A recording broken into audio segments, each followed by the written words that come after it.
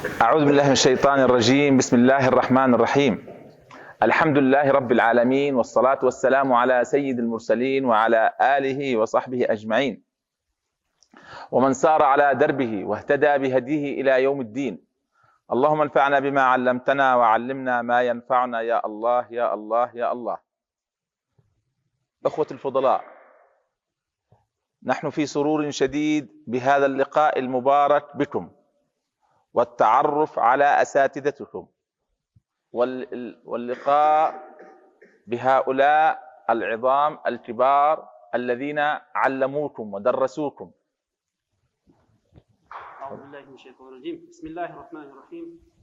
الله تعالى مقتول Peygamber sallallahu aleyhi ve sellem salavat aytkandan keyin eң birinchi ушул жака келип сиздердин адамдар менен, талабалар менен таанышканым мен үчүн өтө кубанычтуу. Ошондой эле ушундай мүмкүнчүлүктөрдү түзүп берген сиздердин устаздар менен таанышып бул жакта отурабыз.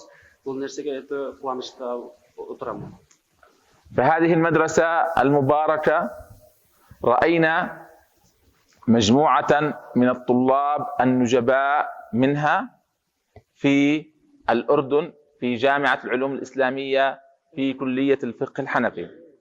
Анткени бул жактан окууну бүтүп кеткен балдарды биздин Ханафи факультетке барып окугандардан, алардан өзгөчөлүктөрүн, башкалардан айырмалангандыктарын көрө алдык.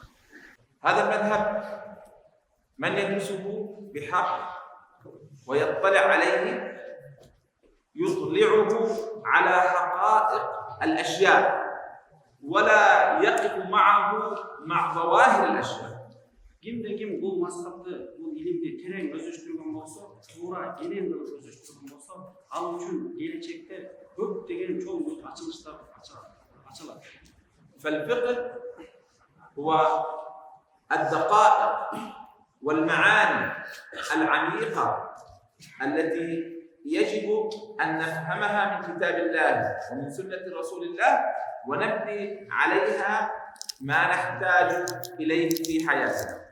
Анткени фик бул сырткы сөз эмес, сырттын ичинде терең өтө бир такыр болгон маанилер, ошол маанилерди түшүнүп, ошол маанилер аркылуу адам окуп аткан талаалар өзүнүн жашоосунда бул азыркы учурдагы жаңы чыгып аткан маселелерге да фатва берүүгө من لم يرزق بالفقه يبقى يتعلق بالظواهر، يتعلق بالقشور ويصعب الحياة على نفسه وعلى غيره. Фик илимин терең түшүнө алган адам матындардын сыртын деле карайт. Ошентип сырты менен гана фатва берип, өзүнүн жашоосуна дагы, башкаларга дагы бир мазхаб карманууда өтө бир кыйынчылыктар туулуп. نجد أن البعض ممن لم يرزقوا هذا الفقه حصروا الإسلام بالمظهر. Анткени белгилүү болгондой кээ бир адам тараптан фиктин сырткы гана маанисин түшүнгөндүктөн эми ислам өкүмдөрүн бир нерсеге гана чектеп коюшат. دون الباطن والجوهر. Себеби фиктин сырткы жана ички маанилери бар. Алар сыртына алып ички рухун түшүнбөй калышат. فمثلا يتعاملون مع غطاء الرأس أنه فرض الفروض. Мисалы алган болсок, топу кийүү, же башты жаба турган кийимдерди кийүү бул фарз амалдардан деп түшүнүп калат. Же фарз амалдар эсептеп бирикип коет. وممكن يصل أحدهم إلى إبطال صلاة غيره إن صلى بدون لبس طاقية. Жада калса ушундай бир натыйжа чыгарып коюшу мүмкүн. Фарды эсептеп туруп, демек топусуз намаз окуса, анын намазы дурус эмес кабыл болбойт деген бир hukmга барып коюшу мүмкүн. ويجعلون مقياس التدين بطول اللحية. Динди кармануунун чагылдыра турган нерсеси бул сакалы менен гана чагылдыра турган кылып коет. وكذلك طول الثوب. Кийимдин узун болуусуна гана чектеп коет динди түшүнүүдө. فنقول لهم هذا الإسلام جاء بالهداية للقلوب وللعقول ولم يأتي بهذا المظهر، وإنما نقتدي بهذا المظهر حبا لرسول الله صلى الله عليه وسلم من إطاء رأس ولبس ثوب وإطالة لحية، لكنها مظهر وليس جوهر. Ал эми белгилүү болгондой эле ислам динибиз адамдарды хидаят кылууга, акыл эсин өстүрүүгө, жан дүйнөсүн тазалоого келген болуп эсептелет. Ал эми биздин сырткы келбетибиз, топол кийгенибиз, узун кийгенибиз бул пайгамбарыбызды ээрчүү, пайгамбарыбызды сүйүү болуп эсептелет. فالنبي صلى الله عليه وسلم جاء إلى العرب وهم يغطون رؤوسهم ولهم لحى ويلبسون ثوبا، وبعد أن جاءته دعوة الإسلام لم يأتي لا بغطاء للرأس جديد ولا بهيئة للحية مختلفة ولا بصورة للثوب أخرى، وإنما بقي على ما كان عليه. فلو نظرنا إلى لباس النبي صلى الله عليه وسلم وإلى لباس أبي جهل وأبي لهب هو سواء. Dalil qatar ayta turgan bolsok, Peygamberimiz sallallahu aleyhi ve sellem Peygamberimiz kelgenge чейин эле арабтардын адаттагы кийими кандай болуп турган болсо, өң түсү, башына кийүүсү, сакал коюусу, узун кийинүүсү кандай болуп турган болсо, ислам дин келгенден кийин дагы ошол эле абалда кылган. Келгенден кийин башка бир кийимдерди кийгизип, же башка бир сырткы көрүнүштөрүн өзгөрткөн эмес. وإنما جاء لهم بالهداية التي تخرجهم من الظلمات ومن الأفعال الفاحشة وسوء الخلق. Peygamber sallallahu aleyhi ve sellem adamları karanlıktan жарыкка чыгарууга, hidayet жолуга, туура адеп ахлактуулукка үйрөтүп келген. وإلى الصدق والإخلاص والقيام بواجبات الله تعالى. Чынчылдыкка, ихластуулукка, ар бир адам өзүнүн боюна жүктөлгөн милдеттерди толук кандуу аткарууга үйрөтүп келген. فهذه هي دعوة الإسلام. وهذه هي هداية الدين. فإذا وجدنا شخصا يتمسك بالمظاهر فقط، نحن نرغب بالمظاهر، نرغب بتطبيق سنة رسول الله صلى الله عليه وسلم، بس يبقى معها سنة ومستحب. ونرغب الناس بفعل هذه المستحبات من المظهر، لكن يكون علمنا واشتغالنا واهتمامنا مداره على الهداية وهي الجوهر لهذا الدين. Biz adamları sırtkı gana kelbetine karabastan, elbette bu sırtkı жүрүм турумдарда сырткы көрүнүштү дагы кызыктырып, сүннөт, мустахаб экендерин кызыгабыз. Бирок бул нерселер менен алек болбостон, исламдын эң негизги максаты хидаят болгон адамдарды караңгылыктан жарык алып чыгуучу жолду көргөзүшүбүз керек. بدون التعمق في الفقه والدخول إلى حقائقه يكون التشدد الكبير في الأحكام الشرعية. Анткени фикты ичин терең түшүнбөстөн, анын акыйкатына жетпестен, сыртынан биз өкүм ала турган болсок, өтө бир кыйынчылыктарга алып келип коебуз. هذه التصرفات ظهرت نتيجة الفهم الظاهر لعبارات الكتب أو لأحاديث النبي صلى الله عليه وسلم بدون الغوص في معانيها.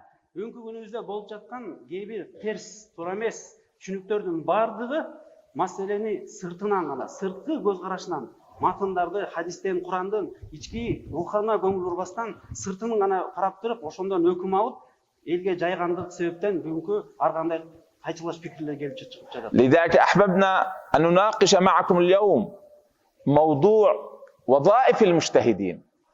Ошол себептен бүгүн биз муштахидтердин даражасы жөнүндө, муштахидтердин коомчулуктагы орду жөнүндө сүйлөшөбүз иншаллах. فللمجتهد طبقات متعددة وأفعال متعددة نريد أن نقف على بعضها في عجالة. Муштахидтердин даражалары, алардын сөздөрү, алардын кыйын аракеттери ар түрлүү болот. Мына ошол жөнүндө кыскача токтолобуз. الوظيفة الأولى للمجتهد هي الاستنباط من كتاب الله ومن سنة رسول الله. Муштахиддин эң биринчи даражасы, муштахид мутлак даражасы, анын орду Куран сүннөттөн өкүмдөрдү истинбат кылат. لكن من الذي يقوم بهذه الوظيفة؟ من كان له أصول فقه خاصة به. Ал эми Куран сүннөттөн дароо бир усул истинбат, өкүмдөр чыгаруу, буга ким татыктуу, ким ушул даражага жете алат? Буга анда кимде өзүндө усулу боло турган болсо, ошол усулу барлар гана Куран сүннөттөн түз өкүм чыгара алат. أبو حنيفة استنبط ولكن يوجد كتب أصول فقه تخبرنا ما هي القواعد التي سار عليها في استنباطه، وكذلك أبو يوسف وكذلك محمد يعرضون لهم القواعد التي سلكوها في استنباطهم. Biz tarafımızda ulamalardan kitaplarını qaray turgan bolsak, Abu Hanifa, Abu Yusuf siyaktуу çoğ Zalqar, imam mujtahid darajasына жеткен алымдардын бардыгынын өзлөрүнүн усулдары өкүм чыгарууда бир эрежелерге таянгандыгын көрө алабыз. وهذا ما حصل مع المجتهدين من الأئمة المشهورين، اجتهدوا واستنبطوا ووجدنا كتب أصول فقه تخبرنا عن القواعد التي ساروا عليها في استنباطهم للأحكام. Ушундай эле жолду мазхабтын ичиндеги мужтахидтердин дагы өзлөрүнүн мурункуларындай Kur'an sünnetten bir qaysı usuldardın, negizlerden, erejelerin negizinde bir hüküm çıkarganın göre alabız. Bu nerseni bizge usul kitapta, usul fiqhta gene aytılgan. وبالتالي إذا أردت أنا في هذا الزمان أن أستنبط حكما من الكتاب والسنة لا أمنع من ذلك، لكن أسأل سؤال: تفضل وأخبرنا عن الأصول التي تستخدمها في الاستنباط من الكتاب والسنة. Bugün günümüzde bir adam ben Kur'an sünnetten daroo ele bir hüküm çıgaram dese biz aytабыз. Sen oşol çıgargan Kur'an sünnetten hükümüңдү emne negizde, emnege tayanıp, kaysı usulga tayanıp hüküm çıgardың dep surayбыз. وإن لم يكن عندي أصول أستنبط من خلالها الأحكام فأنا أستنبط الأحكام بالهوى. Egerde men oşol adam hüküm çıgarganda Kur'an sünnetten hüküm çıgargan кезде bir usuldarga, erejelerge tayanbastan çıgarbasa, anda ekinci жол özünün havasına, özünün nafsına, özünün akılına tayanıp usul çıgargan bolsa kerak. Hüküm çıgargan bolsa kerak. ولذلك لم نجد بعد المذاهب الأربعة شخصا واحدا في التاريخ له أصول معتبرة حتى يعتبر استنباطه من الكتاب والسنة. Tariximizde qaray turgan bolsak, 4 mazhab imamlarından başka bir dağı usulu belgülü, bizge jetken, etibarga alıngan bir adamdın usulun var ekendigin, usulun yok ekendigin bile alabız. ولذلك وجدنا الأمة أجمعت على عدم جواز الاستنباط من الكتاب والسنة بعد القرن الرابع لعدم وجود علماء لهم قواعد أصول يستنبطوا من خلالها. Ошол себептен уламалар ижма болушкан. 4-hicri kılımdan başlap bir dağı mazhaptan çıkpogу, mazhap 4 mazhaptın birösüne iltizam kılууга ulamalar taraptan ijma bolушкан. Анткени 4-kılımlardan keyin bir dağı bizge jetken usulu, kavaidleri, erejeleri biz etibarga alıngan bizge çeyin bir usul bolbogonduktan. هل هذا المنع كان تعصبا أم كان علميا؟ كان علميا بسبب عدم توفر الأصول عند من يفعل. الثاني عدم الحاجة للاستنباط بسبب وجود قواعد استخرجت من الكتاب والسنة وفيها كفاية للناس. 3 عدم توفر الشروط في المجتهدين من القدرة في اللغة، من القدرة في الحديث وغيره.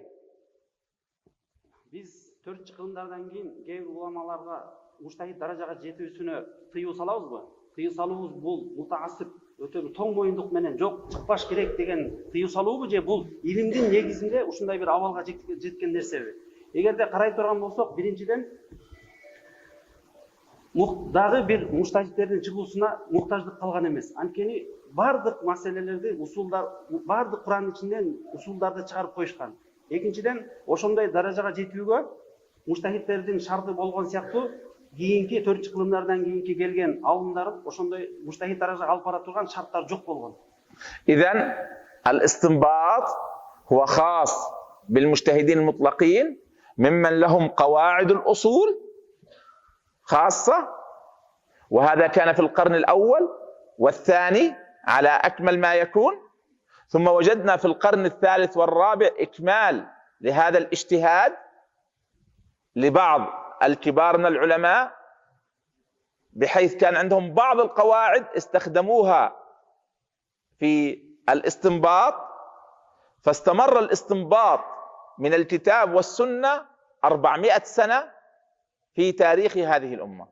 Biz tariximizda qaray turgan bolsak, birinchi doğruda, birinchi kılımda Abu Hanifaların doğrunda özlerinin usulu to'liq qanday bo'lgan. Andan keyingi kelgan mujtahidlerning alar o'shol birinchi doğrudagi кейбір gana usullarda negizinde tayanıp o'shol burungi usullarda to'liq gana bo'lgan. هذه الوظيفة الأولى أحببت فقط الإشارة إليها، لكن حديثنا المهم هو عن الوظيفة الثانية. الوظيفة الأولى بس أحببت أن أشير فيها أننا لا نريد أن يقوم شخص باللعب والعبث واستخراج الأحكام من الكتاب والسنة على هواه، وإنما من يفعل ذلك نقول له دائما لابد أن يكون عندك أصول فقه خاصة بك لتقوم بهذه الوظيفة. Bu masaleni aytып жатканыбыздын себеbi бүгүнкү күнүбүздө болуп жаткандай ар ким эле өзүнүн акылына таянып Куран сүннөттөн дароо эле түшүнүп албасына чакырып мындай нерсе илимге дагы адамдын акылына да туура эмес экенине, тарыхка дагы туура эмес экендигине айтып берүүбүз үчүн айтып жатабыз. الوظيفة الثانية هي وظيفة نسميها التخريج. الاستنباط أخوة الفضلاء هو متعلق بالقواعد. المجتهد المطلق يستخرج القواعد من الكتاب والسنة، يستخرج القواعد، وهو يقوم بتخريج الفروع على هذه القواعد، يستنبط قواعد ويخرج عليها الفروع. تفضل. Экинчи маселе, муштахид мутлактар Куран сүннөттөн усулдун негизинде bir өкүм эрежелер чыгарышкан, ошо эрежелерге bir өкүм берүүдө ошол эрежелерге таянып туруп анан өкүм беришкен. الوظيفة الثانية هي التخريج. التخريج يكون على القواعد التي استنبطها المجتهد المطلق. فكل مجتهد مطلق استخرج لنا آلاف كثيرة جدا من القواعد الفقهية، ثم أتى من بعده من العلماء في كل مسألة في حياتنا يبنون الأحكام على هذه القواعد. Mujtahidlerдің başına өткөндөй эки ролу. Биринчи ролу Куран сүннөттөн bir өзлөрүнүн койгон усулунун негизинде өкүм чыгарып туруп, анан экинчи вазифасы тахриж маселеси. Алар өзү чыгарган эрежелердин негизинде миңдеген, жүздөгөн фатваларды чыгаруусу.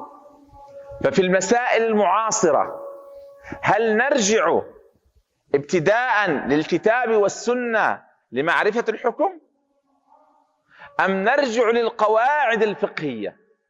Бүгүнкү заманыбызда, бүгүнкү жашап жаткан убагыбызда биз дароо эле сүннөткө же Куранга кайрылып туруп ал жактан өкүм чыгарышыбыз керекпи?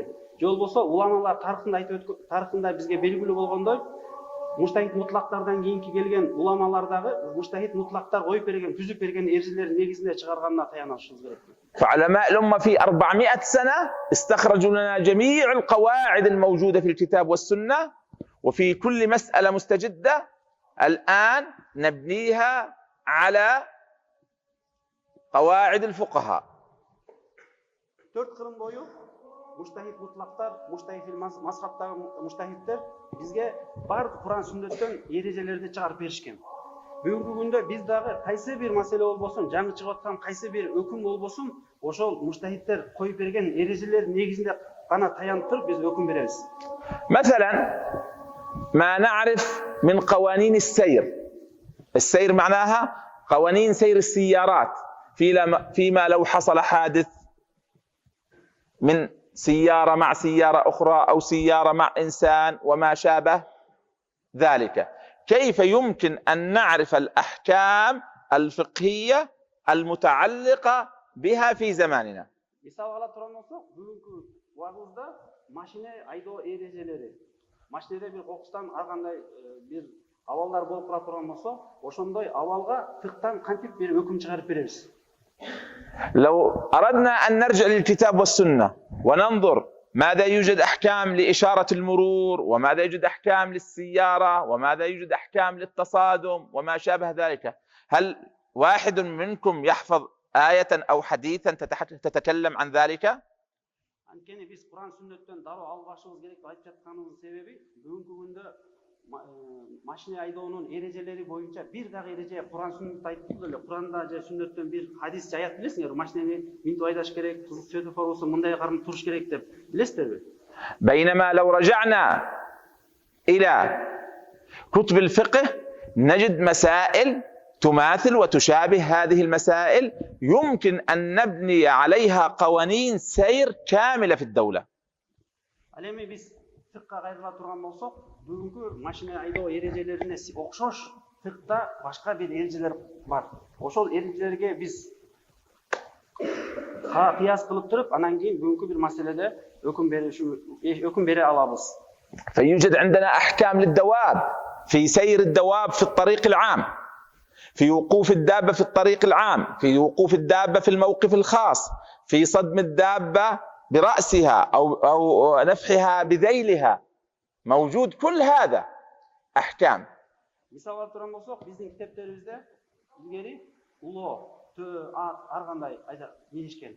Ошолордун токтоочу жерлери, кокус сүзүшүп кетсе, бардык маселелер бардыгы бизде фикh китептерде кенен айтылган. وهذه الأحكام مبنية على قواعد مشهورة في الفقه من المباشر والمتسبب، فيما لو اجتمع مباشر ومتسبب يلحق الحكم بالمباشر وهكذا.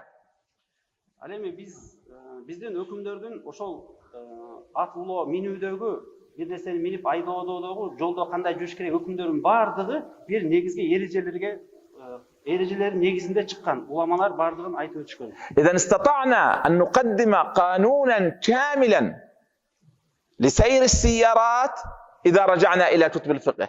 Ошол себептен биз бүгүнкү машина айдоо эрежелерин бул мисал катары машина эрежелеринин эле өкүмдөрүн бардык ийне жибине чейин билгибиз келсе, биз албетте биринчи фукахалардын алымдарыбыздын коюп берген эрежелерине кайтышыбыз. وهذا ما فعله فضيلة الشيخ تقي العثماني، له كتاب كامل يذكر فيه هذه المسائل ويستخرج منها قانونا كاملا لسير السيارات. Мына Тақи Усмани деген чоң алым бар, залкара алым. Ошол дагы мына ошол уламалар коюп берген эрежелер негизинде машина айдоо эрежелерин боюнча чоң фукахаларга мурунку алымдар жазып берген, жазып өткөн өкүмдөргө таянып туруп бүгүнкү күндө машина айдоонун эрежелерин бардыгын чоң бир китеп кылып жазган. فإذا هل يتوقف الاجتهاد في نفسه؟ لا يمكن أن يتوقف الاجتهاد، ولكن الاجتهاد انتقل من مرحلة إلى مرحلة. في المرحلة الأولى كان استنباط للقواعد، وفي المرحلة الثانية في كل ما نحتاج إليه من أكل وشرب وطعام ولبس يكون بالتخريج على القواعد. Demek bizde iki mesele var. Birinci, fukahalardın tüzüp berген Kur'an sünnetten çoğultup durup istinbat kılıp bir kavaitlerdi, tüzüp beribisi erejelerdi. Al endi biz bolso ошол mujtahidler tüzüp bergen, koyup bergen erejelerge tayanıp durup hüküm beribиz. هذا التخريج لما كان على القواعد الفقهية سيأتي لنا أو سينتج لنا أحكاما معتدلة موافقة للحياة العصرية، موافقة للدولة الحديثة.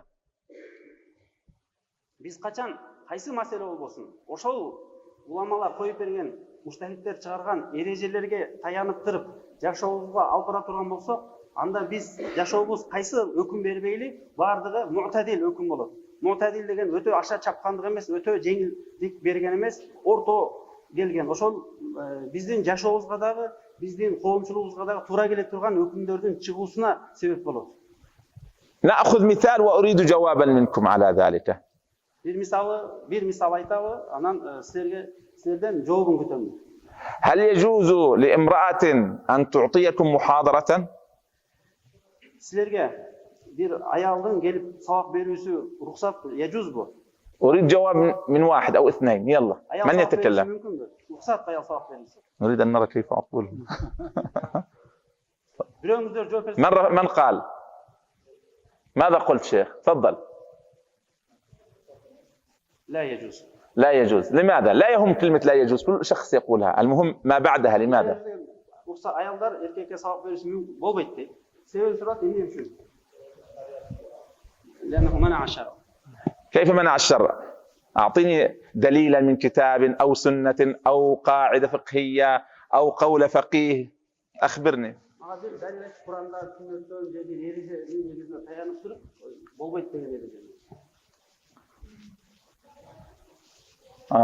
غيره، من عنده جواب آخر؟ لا يهمنا نعم أو لا، يهمنا العلة. تفضل شيخ.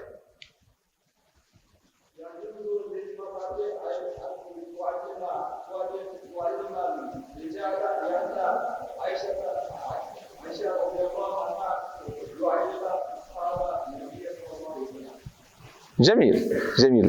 Cevabı Bolat'ta anne Ayşe radıyallahu anha sahabalarga öğretiyor ilim deydi.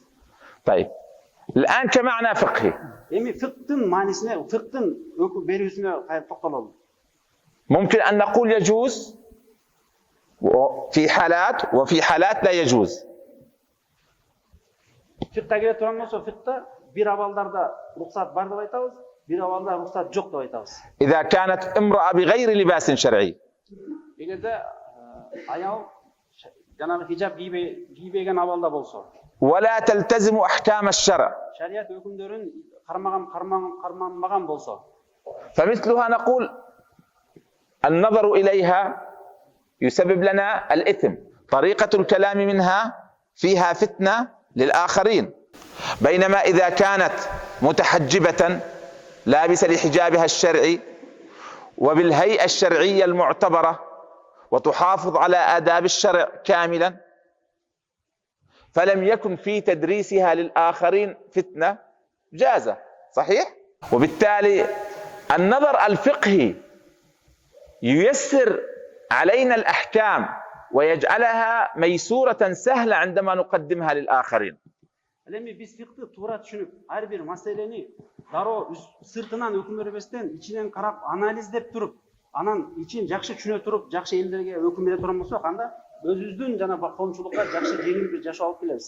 والبعد عن الدراسة العميقة الدقيقة للقواعد الشرعية تخرج لنا أحكاما متشددة من عدم جواز قيادة المرأة للسيارة. مثال.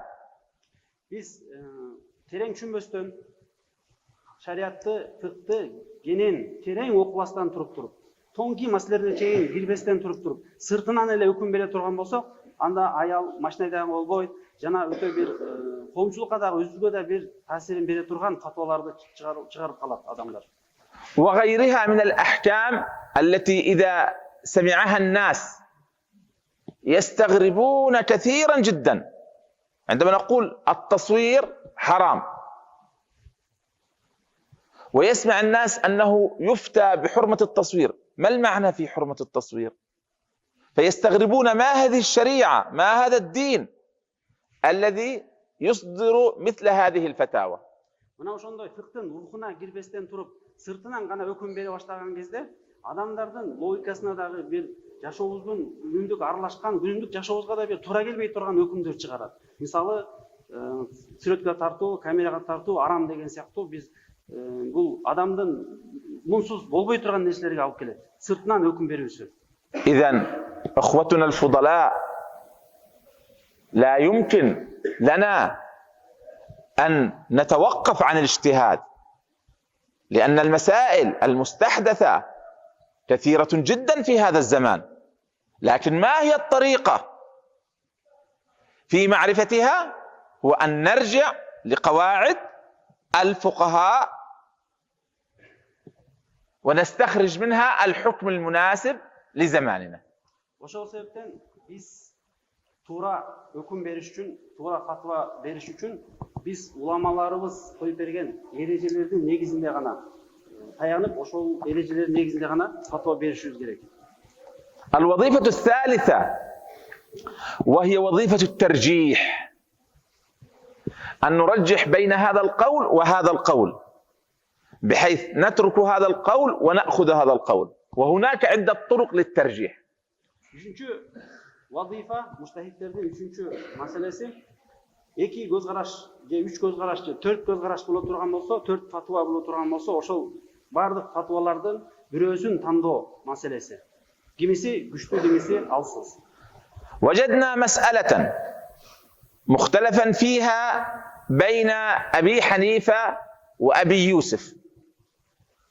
Абу Ханифа менен мисал алып турган болсок, Абу Ханифа менен Абу Юсуфтун бир маселеде экөөнүн эки түрлүү көз карашын алып көрсөк, ورأينا حديثا في صحيح البخاري يشهد لقول أبي يوسف. хадис Бухариден карасак, ошол хадис Абу Юсуфтун көз карашын көбүрөөк кубаттап турган көрөбүз. فبأي القولين نعمل؟ من يجيب؟ واحد. Кимдин Абу Юсуфтунбу же Абу Ханифанын көз карашын алабыз ушул жерде? من يجيب؟ Анткени Абу Юсуфтун көз карашына Сахих Бухариден хадис турат. Кимдин көз карашын алабыз? من قال؟ تفضل قوم. أبو يوسف. لماذا؟ لأنه جاء الحديث. هل كلامه صحيح؟ نعم أو لا؟ ارفع أيديكم. Абу Юсуфтун көз карашын алабыз. Анткени Абу Юсуфтун көз карашын кубаттаган бир хадис турат. هو يقول قول أبي يوسف راجح لأن حديث البخاري يشهد له. من يوافق يرفع يده. ولا أحد يوافق. Бул биз үчүн бир жанагындай курс, биздин эмебизди фикты туура түшүнүш үчүн. ولا أحد يوافق. Абу Юсуфтун сөзүн алабыз же албайбыз? Азыр бир маселе болуп атат. Ошол маселеде Абу Юсуф бир нерсени мисал алып турган болсок, маслактуу туура десе, Абу Ханифа айтса туура эмес деп. Экинин эки көз карашы болот. Мисалга. Ошол Абу Юсуфтун кубаттап хадис келип атат. لا، الذي يوافق على أن قول أبي يوسف راجح بالحديث نريد أن يرفع يده. سألتم.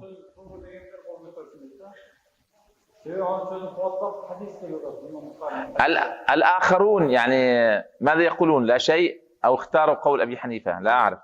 Кол көтөрбөгөндөр демек Абу Ханифанын көз карашы туура деп эсептегендер. Кол айтсаңыз. لا نريد هم كتصويت الآن بس تصويت. Колуңуздар көтөрсөңүздөр.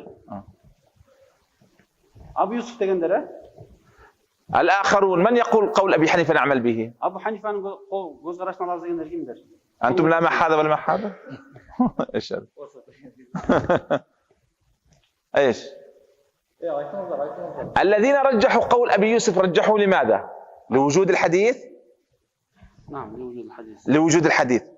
هل يعقل أن أبا حنيفة لا يوجد له أيضا دليل آخر في هذه المسألة؟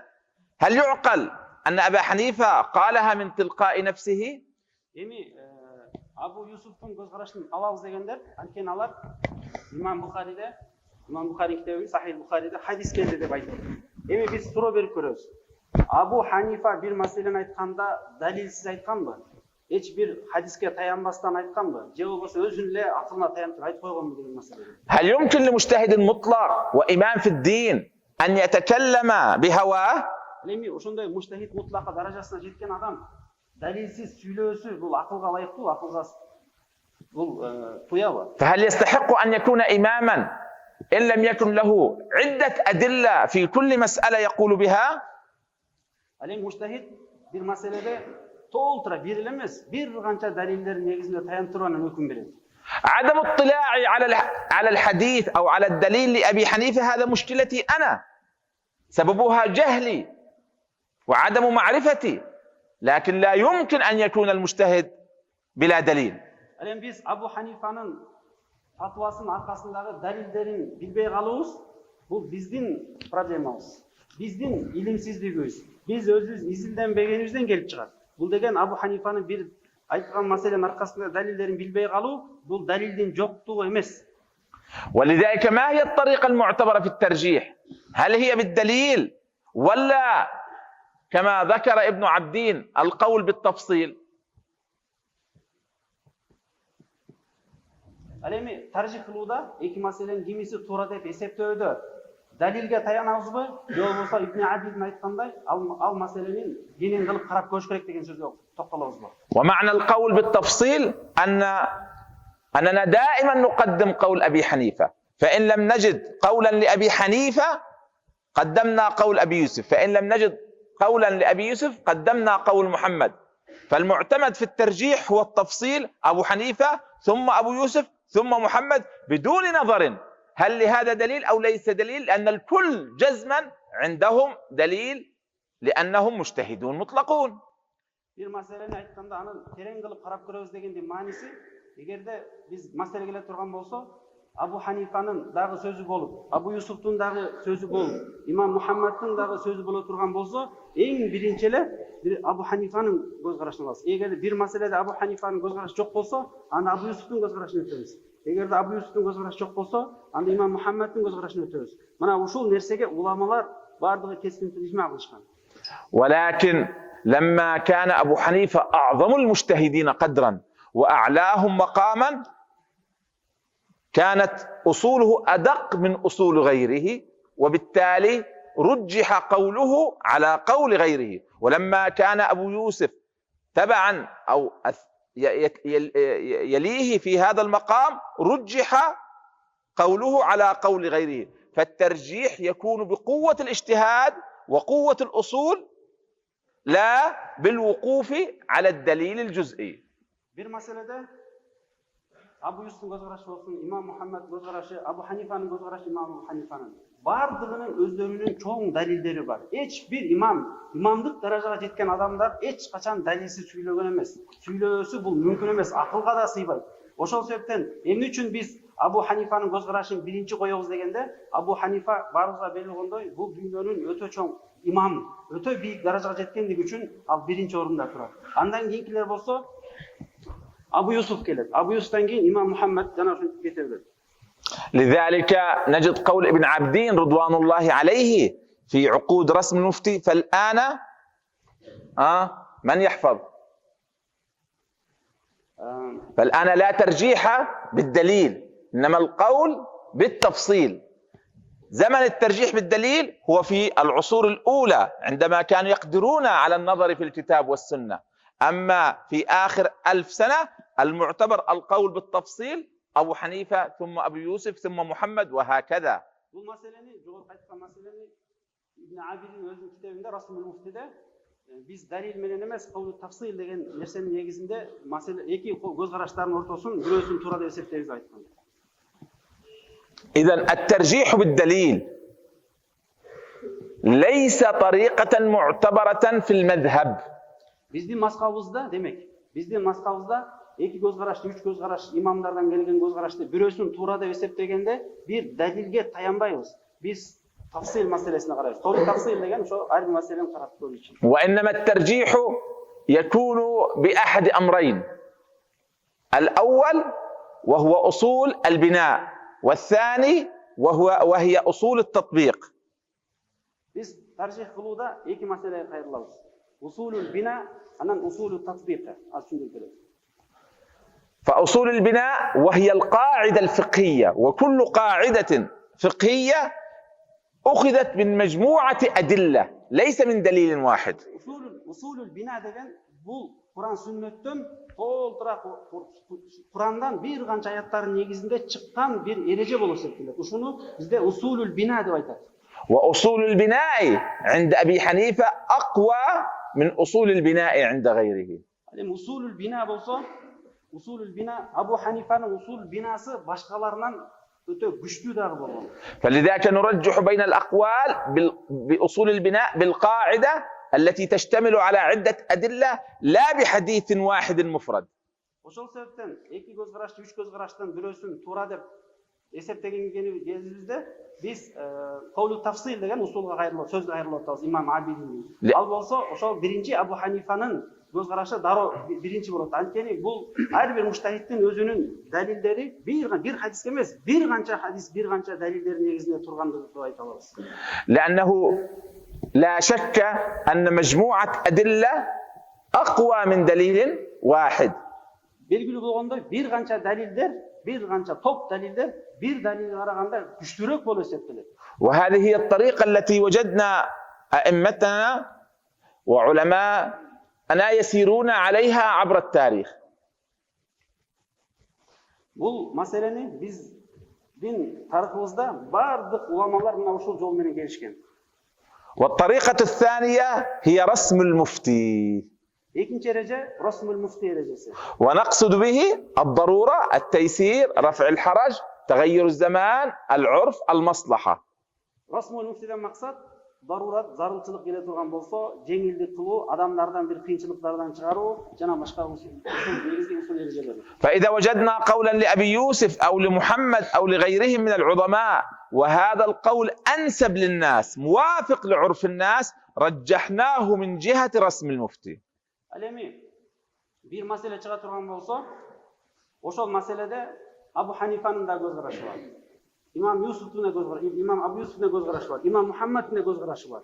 Үчөөнүн тең көз карашы болуп кала турган болсо, анда биз коомчулугубузга анда Расмул муфтинин эрежелери аркылуу биз фатва беребиз. Мисалы урф маселесин алып келсек, урф жагынан Абу Юсуфтун көз карашы күчтүүрөөк болуп калышы мүмкүн. Же имам Мухаммадтын көз карашы күчтүүрөөк болуп калышы. Мына ошого жараша урфка же тайсир, жеңилчилик, же муктаждык, же зарураттын негизинде өкүм беребиз. مثال ذلك كتاب الوقف. أبو حنيفة تعرفون ابتداء لا يقول بلزوم الوقف، وإن وجد فقط يقول بالوقف إن كان عقارا. وجدنا المذهب يأخذ بقول أو برواية عن محمد يجوز وقف كل ما ينتفع به ومعتاد بين الناس، حتى جوزوا وقف النقود. فلما كان قول محمد أنسب في الأوقاف للناس وجدنا الفتوى عليه. Мисалы алып келе турган болсок, вакыт маселеси, барыңыздар билесиздер, вакыт маселесинде Абу Ханифа вакытты жерлер гана вакыт болот деп эсептейт. Ал эми имам Мухаммадтын көз карашын ала турган болсок, ал андан да башка нерселерге дагы вакытка уруксат берет. Ошол себептен биз бүгүнкү күнүбүздө карай турган болсок, адамдарга башка дагы нерселерге вакыт кылуу жеңил болуп кала турган болсо, анда биз ушул жерде имам Мухаммадтын көз карашын алабыз. إذن عندما نقول يمكن الترجيح برسم المفتي، يعني الترجيح بما يحقق المنفعة والخير للناس. لو كان عندنا قولان في الفقه، في الشركات، في الاقتصاد، في المصارف الإسلامية، وأحد هذين القولين هو الأنسب لحياتنا المعاصرة والأنسب لواقعنا، فهو أحق بأن نرجحه. Ошол себептен биз бир нерсе фатва бергенде Расмул муфти аркылуу гана фатва беришибиз керек. Расмул муфти фатва бергенде биринчи очерет адамдардын абалына, муктаждыктарына, кайсыл нерсе адамдарга көбүрөөк пайда алып келет, көбүрөөк жеңилдик жаратат. Мына ошолордун негизинде таянып туруп, анан биз фатва беребиз. الترجيح برسم المفتي يحقق المصلحة ويحقق النفع ويحقق الفائدة للآخرين ويكون مبنيا على علم. Расмул муфти аркылуу фатва берүү бул адамдарга көптөгөн пайдаларды алып келет. Көптөгөн чечилбей аткан көйгөйлөрүн чечип берет. Адамдар жол таба албай атканда ошол жолдорун көргөзөт. Мына ошонун бардыгы Расмул муфти аркылуу гана берилет фатва. كيف الترجيح برسم المفتي مبني على العلم؟ إذا كنت أنا أشتغل في الاقتصاد أو أشتغل في السياسة أو أشتغل في المصارف الإسلامية، فأنا عندي علم في هذا الشيء، وبالتالي أعرف أن هذا القول كواقع عملي هو أفضل للناس. Мисалы ала турган болсок, ал банк системалары болсун, коомчулуктагы социалдык тарап болсун, же кайсыл соода сатык болсун, бардыгын болбосун карап көрө турган болсок, ошонун бардыгын Расмул муфти менен кайсынысы адамдарга көбүрөөк пайда келсе, кайсынысы адамдар мас чечип берсе, ошого карап турган фатва беришибиз. وبالتالي عندما رجحت هذا القول رجحت لعلم عندي في معرفة الواقع. Ошол себептен эгерде менде эки маселенин эки көз караштын бирөөсүн алганым, бул Расмул муфтинин негизинде адамдарга пайда берген үчүн алып атам. Бир илимдин негизинде алып атам, хаванын негизинде эмес. وبما يحقق مصلحة الناس، في حين لو رجحت فقط بوجود حديث في هذه المسألة يكون ترجيحي بلا اعتماد على علم، لأن كل مجتهد له أدلته الخاصة به. Ошол себептен бул усулул бина же Расмул муфти аркылуу негиздер аркылуу таянбастан фатва берүү, бул бир хадистин негизинде таян берсек, анда бул чоң маселелерге алып келип калышы мүмкүн. Ал эми Расмул муфти усул бина бул деген чоң бир илим болуп эсептелет. والترجيح بالحديث فيه تشكيك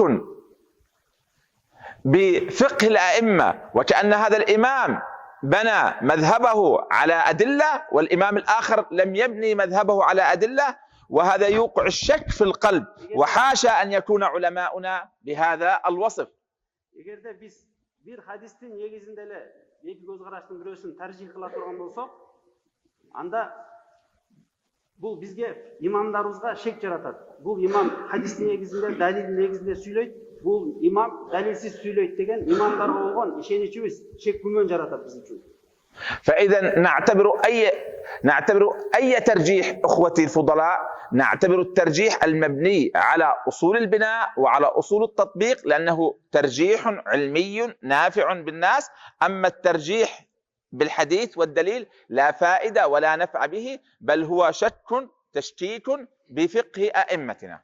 Ошол себептен биз маселелерди таржих кылганда, 2-3 көз караштын бирөөсүн таржих кылган кезде усулул бина, усулул татбик аркылуу таржих беребиз. Анткени бул жогоруда айтып өткөндөй ар бир имамдын бир эле далилге эмес, миңдеген далилдерге балким курулуп, анан бир эреже чыгарган. Ошол себептен бул илим болуп эсептелет. Анан бүгүн келип алып бир хадис бар экен, ошол хадис негизинде таржих кылып, бир хадис негизинде өкүм берип амал кылуу, бул жанагындай имамдарыбызга фыкка болгон, динибизге болгон чоң шек күмөндөр жаратат. الوظيفة الرابعة قبل الأخيرة للمجتهد وهي التمييز، وهو القدرة على تمييز ظاهر الرواية من غيره والقول الضعيف من الصحيح. ولا بد لكل واحد منا أن يعتني ويهتم بأن يصل إلى هذه الدرجة. Mujtahidlerden 4-cü vazifası zahir rivaya menen jana başka zahir rivayada gelbegen meselelerdi ayırmalay bilүүsü. Kaysı göz karaş güçlü eken, kaysı göz karaş andan alsız ekenin bardıq meselelерди bardığın tereң, genен kılıp ayırmalay bilүүsünde turat. Biz dagı bizdin ordubuz mına ошондой даражага жетүүгө аракет кылышыбыз керек. Бардық маселелерди айырмалай билүү даражасына. أخوة الفضلاء، عندما نقرأ القدوري الكنز الهداية لا يكفي أن نقرأها لنتصور المسائل، هذه المرحلة الأولى فقط. Ошол себептен биз Kanz, Kuduri, Hidaya сыяктуу улуу китептерди окуган кезде маселелердин ичин жөн эле сүрөтүн түшүнүп коюу эмес, балким ошол ар бир маселе эмненин усулуна, эмненин негизине курулгандыгын издеп окушубуз керек. Себеби маселенин сүрөтүн түшүнүп коюу бул илимдеги биринчи эле даража болуп эсептелет. يجب علينا أن نصل إلى معرفة الراجح من غيره وظاهر الرواية من غيرها حتى نستطيع نقرر هذا للطلاب، وعندما نفتي نعرف أننا يجوز لنا أن نفتي بهذا أو نترك هذا. İçindeki meseleler kaysınısı tuğra, kaysınısı tuğramez, kaysınısı güçlürü, şunday daliller geliş gerek. Kaysın zahir rivayete gelen, kaysın zahir rivayete gelgen emez, şunday darajaga жетишибиz gerek biz. فلا بد من الاعتناء بالوصول إلى هذه الدرجة وإلى هذا المقام. Ошол себептен биз усулдарыбызга бекем ошондой даражага жетишиш үчүн уламалар коюп берген жол менен барышыбыз керек. والوظيفة الخامسة والأخيرة وهي التطبيق. عندما أقرأ القدوري أو الهداية لابد أن أتعمق بفهمه وأعرف على ماذا بنيت هذه المسألة. Mujtahidlerden 5-ci vazifası usulü tatbik. Bu meselelerdi okuyan кезде her bir mesele emne negizde kurulup, ana ошол негизди биздин жашообузга алып келебиz. بحيث إذا فهمت المسألة وتعمقت في معناها أقدر على تطبيقها على نفسي، أقدر على تطبيقها على غيري إذا سأل، أقدر على فهم المسائل المعاصرة منها. Эгерде биз ушундай 4-5-ci даражага жете турган болсок, маселелерди фыктын ичиндеги маселелерди эмне негизге, эмне эрежеге курулганын биле турган болсок, биз жашообузда өзүбүзгө дагы кандай маселе жаратпасын, ким дагы башка маселе сурап келбесин, бардыгына маселени чечип бергенге бизге мүмкүнчүлүк болот, жөн болот бизге. فلا نريد أن نقتصر على التصوير للمسائل فقط، لأنها مرحلة أولى فقط لا تفيدنا لا في تطبيق ولا في تمييز ولا في ترجيح ولا في تخريج. Ошол себептен биз китеп окуган кезибизде маселелерди сүрөтүн гана түшүнүп алсак, мен болуп калдым дебешибиз керек. Анын аркасында кайсынысы сахих, кайсынысы даиф, кайсысы туура, кайсынысы таржих, кайсынысы тахриж. Мына ошол деңгээлге жетишибиз керек. لا بد أن يكون طموح كل واحد منا أن يصل إلى الملكة الفقهية، وهي القدرة على التخريج والترجيح والتمييز والتطبيق للفقه. Biz bardığımız bekem niyet kılışımız gerek. Biz bardığımız bekem niyet kılıp ошол жолго жеткенге аракет кылышыбыз керек. Маселелерди, фик маселелерин сүрөтүн гана түшүнүп койбостон, аркасында турган таржих, тахриж, тамиз, ошол таржих маселелеринин бардыгына жеткенге аракет кылышыбыз керек. إن لم نكن نسعى في دراسة الفقه إلى تكوين ملكة فقهية نقدر من خلالها على عيش الفقه، تكون قراءتنا للفقه قراءة بركة وإضاعة للوقت. Эгерде биз малака фикхия деген бул жөндөм, жанагындай фикхти тасаввур коюу бул биринчи даражадагы эле талиптин биринчи эле мархаласы болуп эсептелет. Мына ошонун аркасындагы турган нерселерге жетүү бул малака фикхтагы жөндөм болот. Эгерде ким маселелерди тасаввур кылуу, бир сыйра сүрөтүн гана түшүнүп коюу менен токтолуп кала турган болсо, анда өзүнө дагы башкага да пайда алып келе албайт. Жөн эле убакытты кетирүү менен чектелип калган болот. فمن درس الطب ولم يقدر على معالجة المرضى فلا فائدة من دراسته، ومن درس الهندسة ولم يقدر على البناء فلا فائدة من دراسته. Ким медицина илимдерин окуган болсо, инженердик илимдерин окуган болсо, медицина илимин ошончо 7-8 жыл окуп туруп, элдерди дарылап албай турган деңгээлге жете турган болсо, ошончо жылы текке кеткен менен барабар. ومن درس الفقه ولم يقدر على تقديم فتاوى وأحكام تناسب عصره وزمانه. Алем кимде ким фикх окуп, өзүнүн заманына, өзүнүн убагына, коомчулугуна маселесин чечип бере турган деңгээлге жетпесе, نريد من دراسة الفقه أن يوصلنا إلى درجة في العيش على أكمل ما يكون في الحياة البشرية. ошол себептен биз жөн эле текке убактыбызды текке кетирип окубастан ар бир маселенин ичиндеги аркасындагы маселеге жетүүгө аракет кылышыбыз керек. نستطيع من خلاله تطوير دولتنا سياسيا، تطوير اقتصادنا، معالجة المشاكل الاجتماعية، تقديم أفضل حياة إنسانية للمسلم. Biz kaçan sırtkı gana meselesine doldurbastan içine jete turgan bolsok, janagı malaka fıkıya jete turgan bolsok, biz koomчулугубуздагы мейли ал коом социалдык жактан болсун, экономикалык жактан болсун, саясат жактан болсун, бардык тарабынан бизге, жерибизге, элибизге пайдалуу бере турган, келечекке алып бара турган бир жолдорду чечип бере алабыз. Ансыз эч нерсе кыла албай калабыз. أحببت أن أقف معكم مع هذه الوظائف الجميلة اللطيفة التي يقوم بها العلماء في شريعتنا من أجل أن يقدموا لنا إسلاما عمليا نعيشه في حياتنا. Биздин уламаларыбыз бардык дордо, бардык элдерге, бардык учурларда ушундай жолдор менен бүт маселелерин чечип келишкен. ونخبركم من خلالها بضرورة معرفة أن الاجتهاد لا يتوقف ولكن يكون طريقه التخريج. Bir nерсе айтып коеюн, иштихат маселеси жанагы башында айткандай 4 кылым менен эле токтоп калбастан, 4 кылымда токтолгон маселелер аят хадистен чыккан эрежелер.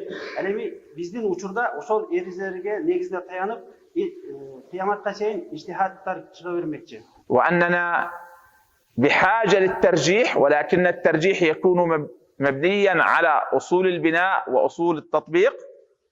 Эгерде биз бир маселеге muhtaç bolup kala турган болсок, жогорку жакта айтып өткөндөй, усулул бина же усулул татбиq аркылуу гана өкүм беришибиз. ولا بد لنا من تمييز القول الصحيح من الضعيف حتى لا نقع في إشكالية بالعمل بالقول الضعيف. Биз бир өкүм бергенде көз караштардын бирөөсү туура же бирөөсү алсыз экендигин айырмалай турган деңгээлде болуш керек. Эгерде айырмалай албай калсак, анда чоң бир проблемаларга түшүп калып. ولا بد لنا من الفهم العميق للفقه حتى نقدر على تطبيقه في حياتنا. Биздин жашообузга фикхти киргизиш үчүн, өзүбүз үчүн жана башкаларга туура жеткириш үчүн, жеңил кылып бериш үчүн биз муштахид койгон эрежелердин негизинде кетишибиз керек. Barakallahu fikum. Аллах разы болсун.